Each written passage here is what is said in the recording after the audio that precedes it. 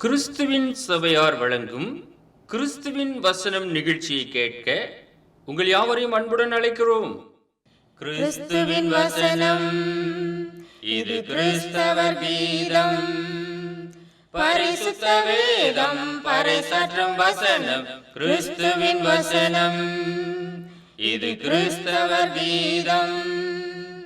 கிறிஸ்துவின் சபையார் வாழ்த்தி வழங்கும் கிறிஸ்துவின் வசனம், இது கிறிஸ்தவர் கீதம். கிறிஸ்துவின் வசனம், கிறிஸ்துவின் வசனம்.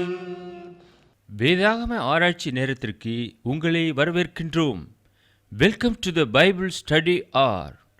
நம்முடைய ஆண்டவரும் இரட்சகருமாகிய இயேசு கிறிஸ்து சொல்லியிருக்கிறார், வேத வாக்கியங்களை ஆராய்ந்து பாருங்கள், அவைகளால் உங்களுக்கு நித்திய ஜீவன் உண்டென்று எண்ணுகிறீர்களே, என்னை குறித்து சாட்சி கொடுக்கிறவைகளும் அவைகளே என்று. யோவான் எழுதின சுவிசேஷம் 5வது அதிகாரம் 39வது வசனம். எனவே நாமும் வேத வாக்கியங்களை ஆராய்ந்து கற்றுக்கொள்ளுவோம். அன்பானவர்களே, உங்கள் யாவரையும் நம்முடைய ஆண்டவராய் இயேசு கிறிஸ்துவின் பரிசுத்தமான நாமத்தில் வாழ்த்தி வரவேற்பதில் எல்லையில்லா மகிழ்ச்சி அடைகிறோம். ஜெபத்தை குறித்து நாம் தொடர்ந்து தியானம் செய்து கொண்டு வருகிறோம். இந்த ஜெப வேளை நிகழ்ச்சியிலே எலியாவின் ஜெபத்தை நினைப்பூட்டிய யாக்கோபு, ஜேம்ஸ் ரிமைண்டட் எலிசாஸ் பிரேயர். இந்த எலியா நம்மை போல ஒரு பாடுள்ள ஒரு மனுஷனாக இருந்தார். அதைத்தான் யாக்கோபு தன்னுடைய புஸ்தகத்திலே குறிப்பிட்டிருக்கிறார். யாக்கோபு மிகவும் ஒரு அருமையான புஸ்தகம். 5 அதிகாரங்களே நாம் பார்க்கிறோம். அந்த 5 அதிகாரமே மிக சிறப்பாக யாக்கோபு எழுதியிருக்கிறார். 12 கோத்திர பிதாக்களுக்கு எழுதியிருக்கிறார். புதிய ஏற்பாட்டின் உபதேசத்தை அவர்களுக்கு தெளிவுபடுத்தியிருக்கிறார். பழைய ஏற்பாட்டில் உள்ள தீர்க்கதரிசிகளை கோடிட்டு காட்டுகிறார். அதில் எலியா. யாக்கோபு 5வது அதிகாரம் 17வது வசனம். எலியா என்பவன் நம்மை போல பாடுள்ள மனுஷனாய் இருந்தும் மழை பெய்யாதபடிக்கு கருத்தாய் ஜெபம் பண்ணினான். அப்பொழுது 3 வருஷமும் 6 மாதமும் பூமியின் மேல் மழை பெய்யவில்லை. யாக்கோபு நம்மை போல பாடுள்ள மனுஷன் என்று எலியாவை குறிப்பிடுகிறார். எலியா எவ்வளவு பெரிய தீர்க்கதரிசி! அவர் பரத்திற்கு எடுத்துக்கொள்ளப்பட்டவராயிடுச்சே. அந்த தீர்க்கதரிசிக்கு இணையாக நாம் வர முடியுமா? ஆனால் இங்கே யாக்கோபு சொல்கிறார், நம்மை போல பாடுள்ள மனுஷனாய் இருந்தும். நம்மை போல மனுஷன் தான் எலியா. ஆனால் அவர் உன்னதமான ஒரு தீர்க்கதரிசி.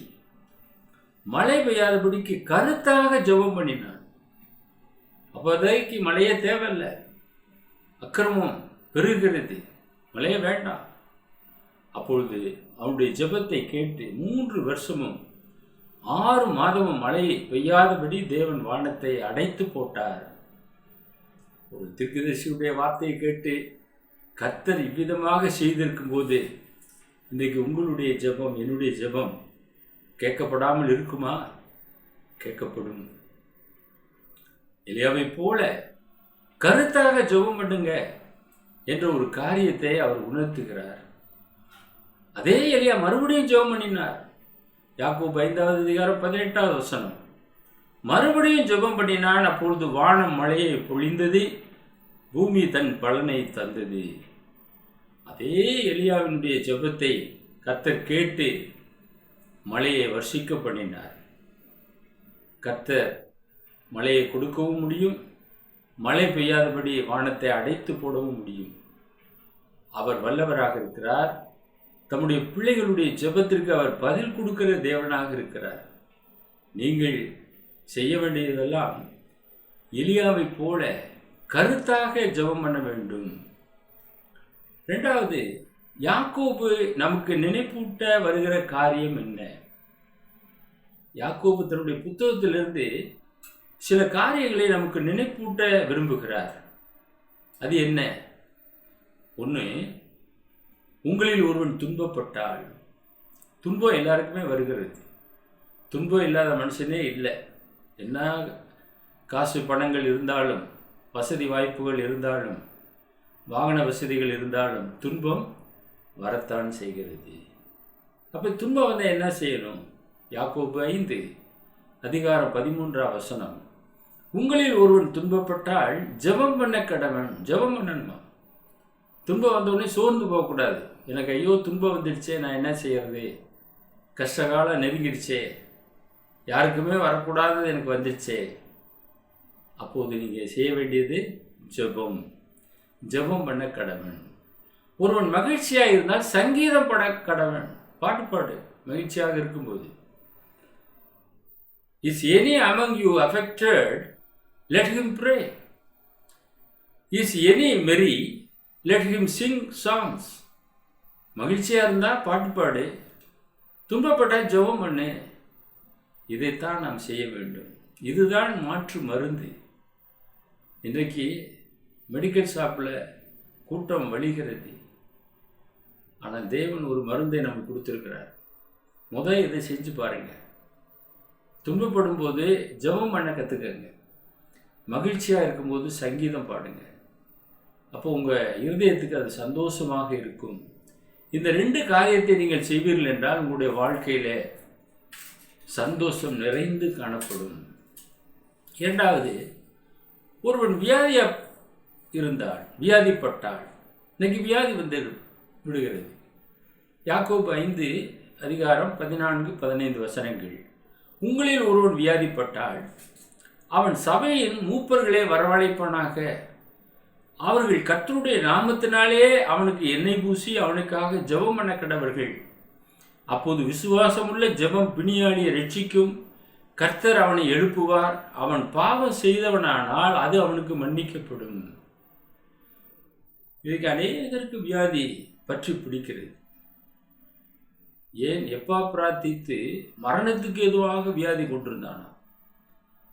வியாதி யாருக்கும் வராது என்பதல்ல. யாருக்கெல்லாம் வரக்கூடாது நினைக்கிறோமோ அவங்களுக்கு கூட வந்துடும். எப்பா பிரார்த்தி ஒரு நல்ல அருமையான சீசன். அவனுக்கு மரணத்துக்கு ஏதுவான வியாதி வந்ததாக பவுல் சொல்லுகிறார். பவுலுக்கு ஒரு முன் கொடுக்கப்பட்டிருந்தது. அவர் 3 முறை வேண்டினார், என் கிருபை உனக்கு போதும் என்று சொல்லிவிட்டார். அவருடைய உருமாலை போட்டால் அநேக சோகம் ஆயிடுவாங்க. ஆனால் அவருக்கே பிரச்சனைகள் இருந்தது. எல்லாருக்குமே, மனிதனாக பிறந்த மாம்சத்தில் இருக்கிற எல்லாருக்குமே வியாதி என்பது வரும். அவன் என்ன செய்யணும்? சபையின் மூப்பர்களை வரவழைத்து ஜெபம் பண்ண சொல்ல வேண்டும். மூப்பர்கள் என்று சொல்லும்போது அனுபவமானவர்கள், பக்தியானவர்கள், தேவனுடைய சமூகத்திலே நெருக்கமானவர்கள். அவர்கள் கர்த்தருடைய நாமத்தினாலே அதை செய்யும்போது அவர்களுக்கு சுகம் கிடைக்கும். எனவே சபைக்கு இதை முதலாவது தெரியப்படுத்த வேண்டும். விசுவாசமுள்ள ஜெபம் பிணியாளியை ரட்சிக்கும். ஒரு பிணியாளி சுகமாவதற்கு அங்கே விசுவாசமுள்ள ஜெபம் அவசியம். இவனுக்கெல்லாம் என்னத்தை சுகமாக போகுது, ஆகாது அப்படி என்று மெத்தனமாக நாம் நினைப்போம் என்றால் சுகம் கிடைக்காது. ஆண்டவர் சொல்லுகிறார் அல்லவா, உன் விசுவாசத்தின்படியே உனக்கு ஆக கிடவுது. நமக்கு என்ன விசுவாசம் இருக்கோ அந்தபடிதான் நமக்கு நடக்கும். சுகமாகும் என்று நினைத்தீங்கன்னா சுகமாகும். ஆகாது என்னத்தை என்று சொன்னால் ஆகாது. எனவே விசுவாசம் உள்ள ஜெபம் பிடியாளியை ரட்சிக்கும். கர்த்தர் அவனை எழுப்புவார். ஒருவேளை அவன் பாவம் செய்திருப்பானே என்றால் அது அவனுக்கு மன்னிக்கப்படும் என்று சொல்லுகிறார். மூன்றாவது, நீங்கள் சுஸ்தமடையும்படிக்கு உங்கள் குற்றங்களை ஒருவருக்கொருவர் அறிக்கையிடுங்கள். யாக்கோபு 5 அதிகாரம் 16 ஒருவருக்காக ஒருவர் ஜெபம் பண்ணுங்கள். நீதிமான் செய்யும் ஊக்கமான வேண்டுதல் மிகவும் பலன் உள்ளதாக இருக்கிறது. Confess your faults one to another and pray one for another that you may be healed. The effectual fervent prayer of a righteous man avails much. நீதிமான்களுடைய ஜெபம் கேட்கப்படும் என்று பார்த்தோம் அல்லவா? நீங்கள் ஒருவருக்காக ஒருவர் ஜெபம் பண்ணுங்கள் என்று சொல்கிறார்.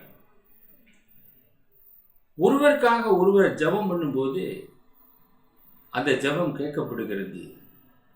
அதே போல ஒருவர் குற்றங்களை ஒருவர் மன்னிக்க கற்றுக்கொள்ள வேண்டும். Confuse your faults one to another. நம்ம எல்லாருமே குற்றவாளிகள் தான். குற்றமில்லாதவர்கள் யாருமே கிடையாது. நான் ஒரு குற்றமும் செய்யவில்லை என்று யாராவது சொல்ல முடியுமா? அப்படி நீங்கள் சொல்வீர்கள் என்றால் தேவனை பொய்யராக்குகிறீர்கள். தேவன் ஒருவர் தவிர நல்லவன் ஒருவனுமே இல்லை என்று இயேசுவே சொல்லியிருக்கிறார். தேவன் ஒருத்தர் தான் நல்லவரா, மற்ற யாருமே நல்லவர்களே இல்லை. எல்லாருமே குற்றவாளிகள். குற்றம் செய்து தேவ மகிமையற்றவர்கள் ஆனோம். பாவம் ஆதாமின் கீழாக எல்லாரையும் அடைத்து போட்டது.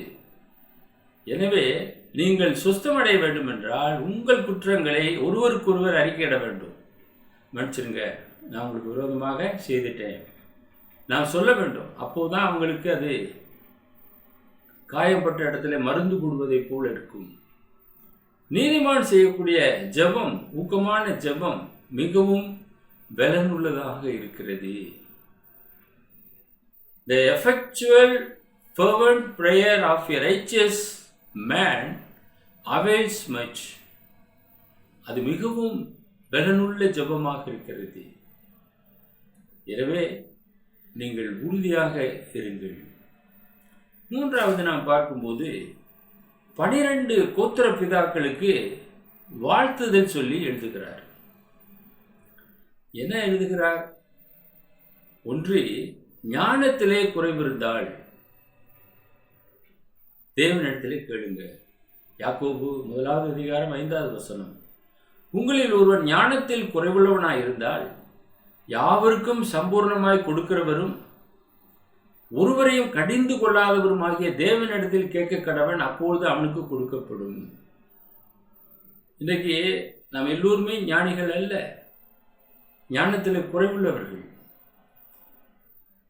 நாம் என்ன செய்ய வேண்டும்?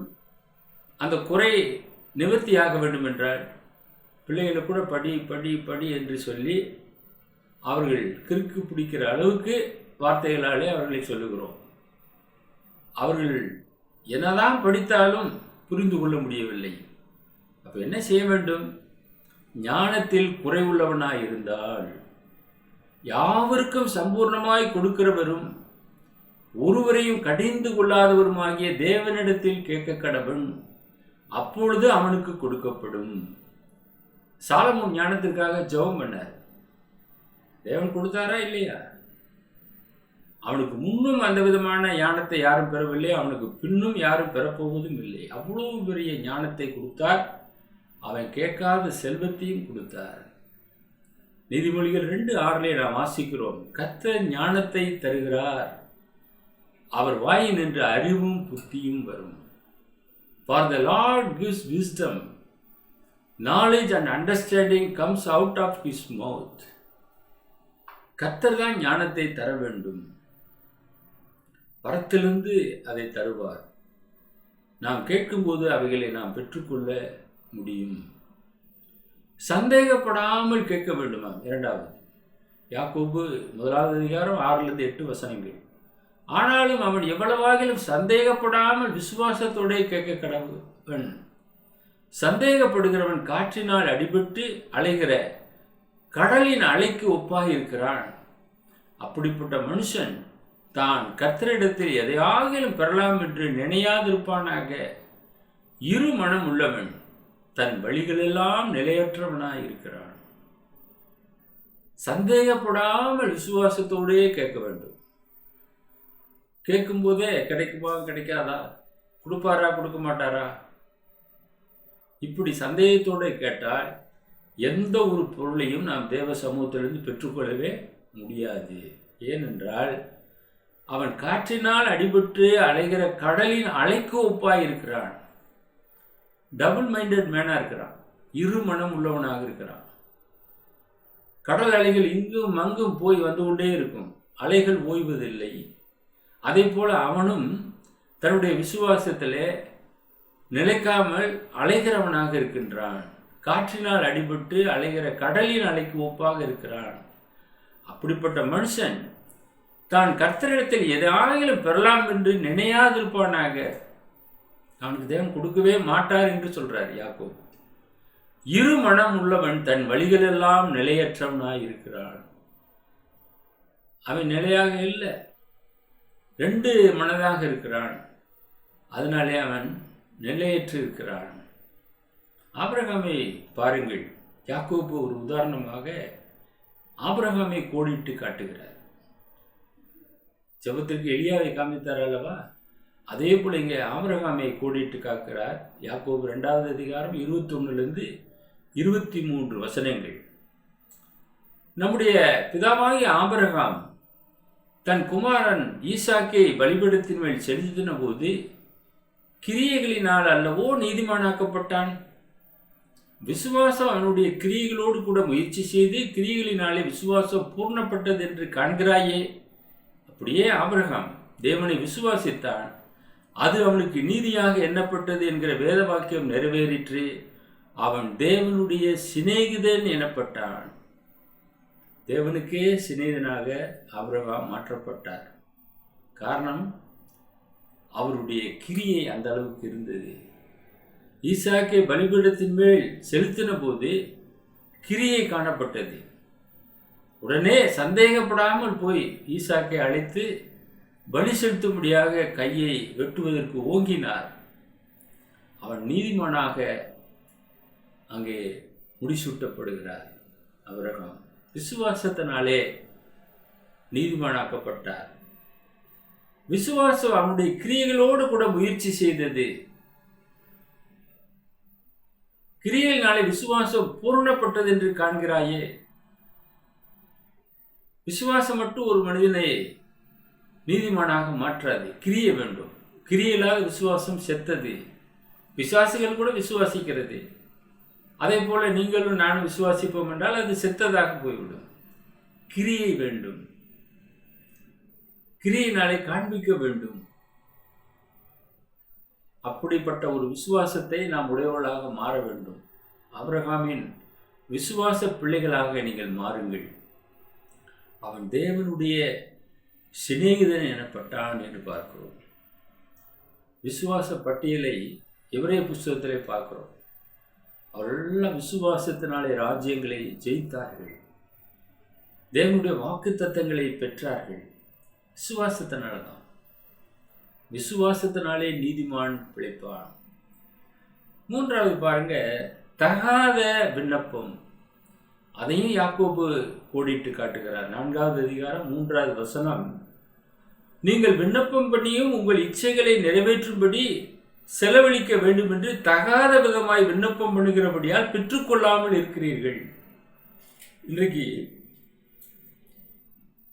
100% ஜபத்தில் 90% தகாத விண்ணப்பமாக போய்கொண்டே இருக்கிறது. தேவ சமூகத்தை நோக்கி அவங்க நம்பிக்கையோடு ஜபிக்கிறாங்க, போயிருக்கும் நம்புறாங்க.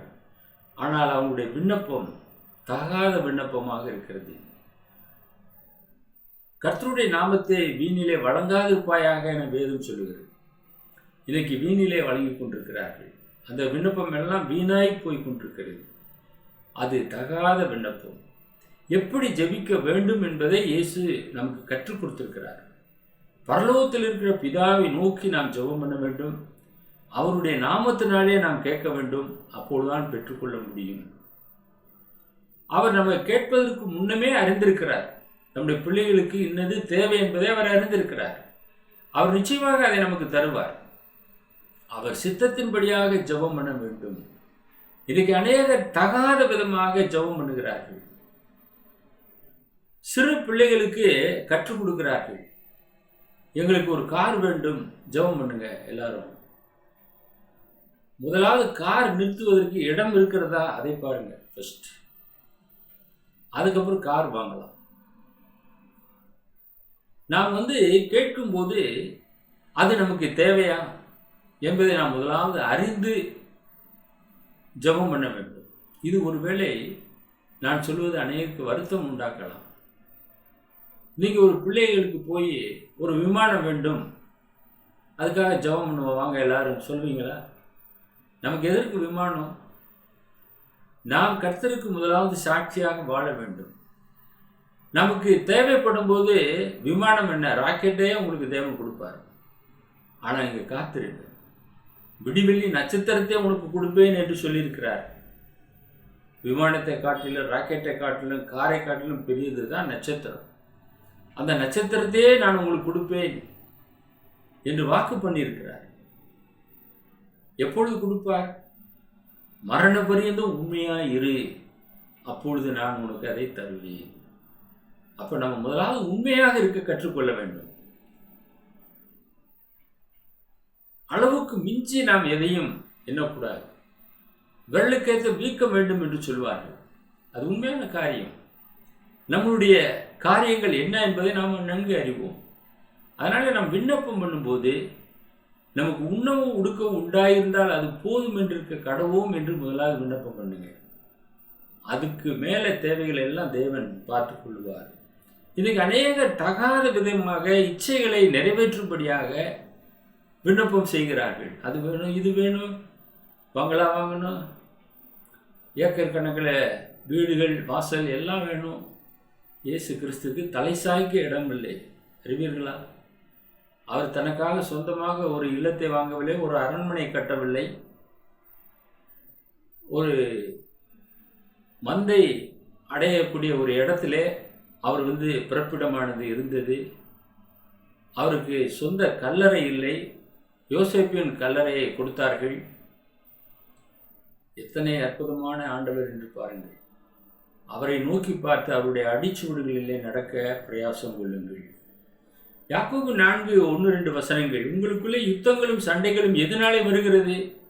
உங்கள் அவயவங்களில் போர் செய்கிற இச்சைகளினால் அல்லவா? இச்சை தான் காரணம். நகை வேணும், அவங்க பாரு பைக் வாங்கிட்டாங்க, நம்ம இன்னும் ஒரு சைக்கிளை வச்சுக்கிட்டு இருக்கோம். இப்படி ஒப்பிட்டு பார்ப்பது, இந்த இச்சைகள் தான் காரணம். நீங்கள் இச்சித்தும் உங்களுக்கு கிடைக்கவில்லை, நீங்கள் கொலை செய்தும் பொறாமை உள்ளவர்களாக இருந்தும் அடையக்கூடாமல் போகிறீர்கள். நீங்கள் சண்டையும் யுத்தம் பண்ணியும் நீங்கள் விண்ணப்பம் பண்ணாமல் இருக்கிறதுனாலே உங்களுக்கு சித்திக்கிறதும் இல்லை. சண்டை ஓயாத ஒழுக்கு. இதனால ஜபமே பண்றதில்லை, அதனால எதுவும் கிடைக்க போறதும் கிடையாது. அன்பானவர்களே, உங்களை முதலாவது உய்த்து ஆராய்ந்து பாருங்கள். மாம்ச இச்சைக்கு இடம் கூடாதிருங்கள். மாம்ச இச்சை, ஜீவனத்தின் பெருமை, இவைகளை உண்டு பண்ணுகிற உங்கள் அவயவங்களை முதலாவது அழித்து போடுங்கள். சிலுவையில் தூக்கி ஆணி அடையுங்கள். இவைகளெல்லாம் தேவனுக்கு ஏற்புடையதே அல்ல. ஆவியினாலே நாம் தேவனுக்கு ஆராதனை செய்ய வேண்டும். தேவ சித்தத்தின்படியாக ஜெபிக்க கற்றுக்கொள்ளுங்கள். யாக்கோபு புஸ்தகம் ஒரு அருமையான புஸ்தகம். ஒரு சிறிய நிருபம், 5 அதிகாரங்களை கொண்டது. அது அற்புதமான ஒரு புத்தகம். அநேக ஆவிக்குரிய ஆலோசனைகளை யாக்கோபு பட்டியலிட்டிருக்கிறார். தீர்க்கதரிசிகளை கோடிட்டு காட்டுகிறார். அவர்கள் எவ்விதமாக ஜெபித்தார்கள் என்பதை குறித்து நமக்கு எடுத்துரைக்கிறார். அநேக காரியங்களை நமக்கு நினைப்பூட்டுகிறார். துன்பம் வருகிறது வாழ்க்கையிலே, அப்போது இங்கே ஜெபம் பண்ணுங்க. சந்தோஷமாக இருந்தால் பாட்டு பாடுங்க என்று சொல்றாரு. ஒருவேளை வியாதி வருகிறது, சபையிலே மூப்பர்களை வரவழைங்க. அவங்க எண்ணெய் பூசி அவர்களுக்காக ஜெபம் பண்ணும்போது விசுவாசமுள்ள ஜெபம் கேட்கப்படும் என்று சொல்லுகிறார். ஆக சபைக்கு நாம் முதலிடம் கொடுக்க வேண்டும் என்ற ஒரு செய்தியை நாம் இதிலிருந்து அறிந்து கொள்கிறோம்.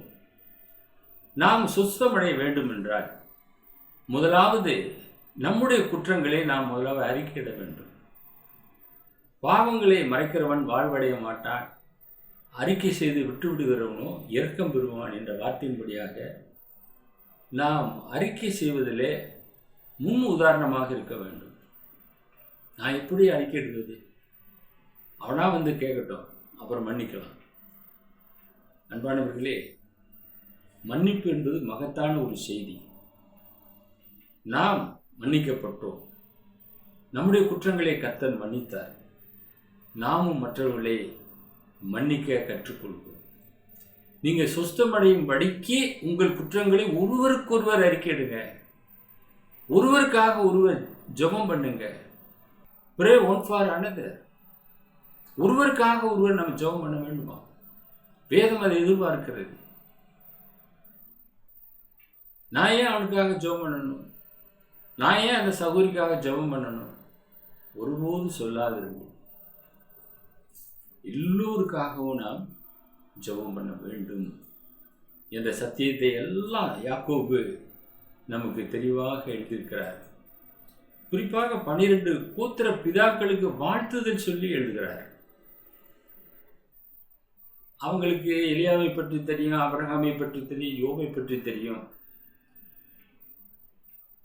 அவர்களுக்கு தேவையான சத்தியங்களை சொல்லுவதற்காக இவர்களெல்லாம் கோடிட்டு காட்டி அவர்கள் எப்படி இருந்தாங்க, அதே போல நீங்களும் இப்பொழுது புதிய ஏற்பாட்டின் காலத்திலே இருக்கிற நீங்கள் கிறிஸ்துவை மகிமைப்படுத்தும்படியாக நீங்கள் வாழ வேண்டும் என்பதை அங்கே உணர்த்துகிறதே யாக்கோபு புஸ்தகத்திலிருந்து நாம் படித்து தெரிந்து கொள்கிறோம். ஜெபத்தை குறித்து அதிகமாக யாக்கோபு குறிப்பிட்டிருக்கிறார். இந்த ஜெப வேளையிலே யாக்கோபிலிருந்து அதிகமான காரியங்களை கற்றுக்கொண்டோம். அந்த விதமாக தேவனை நோக்கி நாம் ஜெபித்து சகல ஆசீர்வாதங்களையும் அவருடைய சமூகத்திலிருந்து பெற்றுக்கொள்ள தேவன் நமக்கு உதவி செய்வாராக. கடைசியாக யாக்கோபு 5:10 நாம் வாசித்து நிறைவு செய்யலாம். என் சகோதரரே, கர்த்தருடைய நாமத்தினாலே பேசின தீர்க்கதரிசிகளை துன்பப்படுதலுக்கும் நீடிய பொறுமைக்கும் திருஷ்டாந்தமாக வைத்துக் கொள்ளுங்கள். தீர்க்கதரிசிகளை திருஷ்டாந்தமாக வைத்துக் கொள்ளுங்க என்று சொல்றார். எலியாவை சொன்னார் அல்லவா, ஆபிரகாமை சொன்னார் அல்லவா, நீடிய பொறுமைக்கு யோபையும் சொல்லியிருக்கிறார். யோபு எந்த அளவுக்கு நீடிய பொறுமையாக இருந்து இரட்டிப்பான ஆசீர்வாதத்தை பெற்றுக்கொண்டார். இவைகளெல்லாம் நீங்கள் திருஷ்டாந்தமாக வைத்துக் கொள்ளுங்கள். கர்த்தருடைய நாமத்தினாலே பேசின தீர்க்கதரிசிகள் துன்பப்படுதலுக்கும் நீடிய பொறுமைக்கு இவர்களை முன் உதாரணமாக வைத்துக்கோங்க. யாக்கோபு ஒரு அருமையான ஒரு புஸ்தகம். ஜெபத்தை பற்றி நல்ல ஆலோசனைகளை நமக்கு வழங்கியிருக்கிறார். எலியாவை போல பாடுள்ள மனுஷனாக இருந்தாலும் நீங்களும் எலியாவை போல உள்ள ஒரு மனுஷன்தான். ஜெபம் பண்ணுங்க, உங்கள் ஜெபத்தையும் கர்த்தர் கேட்பார். துன்பப்பட்டால் ஜெபம் பண்ணுங்க, மகிழ்ச்சியாக இருந்தால் சங்கீதம் பாடுங்க. வியாதிப்பட்டால் சபை மூப்பர்களை வரவழைத்து ஜெபம் பண்ணுங்க. நீங்கள் சுஸ்தமடைய வேண்டும் என்றால் ஒருவர் குற்றங்களை ஒருவர் மன்னித்து அறிக்கையிட்டு ஜெபம் பண்ணுங்க. ஞானத்தில் குறைவு இருந்தால் தேவனிடத்தில் கேளுங்க, ஞானத்தை கொடுப்பார். சந்தேகப்படாமல் விசுவாசத்தோட கேளுங்க. ஆபிரகாம் தன்னுடைய குமாரனை பலி செலுத்தும் போது கிரியினாலே அவனுடைய விசுவாசம் உறுதிப்படுத்தப்பட்டது. அதே போல கிரியை உள்ள விசுவாசம் உடையவர்களாக இருங்கள். தகாத விண்ணப்பத்தை உங்களிலிருந்து தூக்கி போடுங்கள்.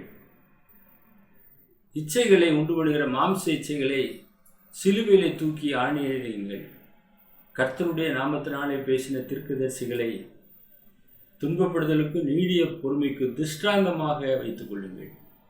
உங்களுக்காக நாங்கள் ஜெபம் செய்கிறோம். எங்களை நேசித்து வழிநடத்துகிற பரலோகத்தின் பிதாவே, எலியாவை போல பாடுள்ள மனுஷர்களாக நாங்கள் இருந்து உம்மை நோக்கி நாங்கள் ஜெபம் பண்ணும்போது எலியாவின் ஜெபத்தை கேட்ட தேவன் எங்களுடைய ஜெபத்திற்கும் நீர் பதில் கொடுக்கிற தேவனாக இருக்கிறீர். அதற்காக ஸ்தோத்திரம். ஆபிரகாமை போல விசுவாசத்தோடு கிரியை நடப்பிக்கக்கூடிய காரியங்களை எங்களிலே உருவாக்க வேண்டுமாய் வேண்டுதல் செய்கிறோம். யோபை போல பொறுமையாக இருக்க கற்றுக்கொள்ள உதவி புரிதல் வேண்டுமாய் நாங்கள் வேண்டுதல் செய்கிறோம். இந்த நிகழ்ச்சியை பார்த்து கொண்டிருக்கிற நேயர்களை பிதா தாமியுடைய பரிசுத்தமான கருத்தினாலே ஆசீர்வதித்து அவர்களை வழிநடத்தியல்ல வேண்டுமாய் இரட்சகர் இயேசுவின் நாமத்தினாலே வேண்டுதல் செய்கிறோம் எங்கள் பரலோகத்தின் பிதாவே. ஆமென். Mobile number 9443558041. Another number 6379350509. Email address urgentandglory@gmail.com. View our The Word of Christ program on YouTube channel. May God bless you all.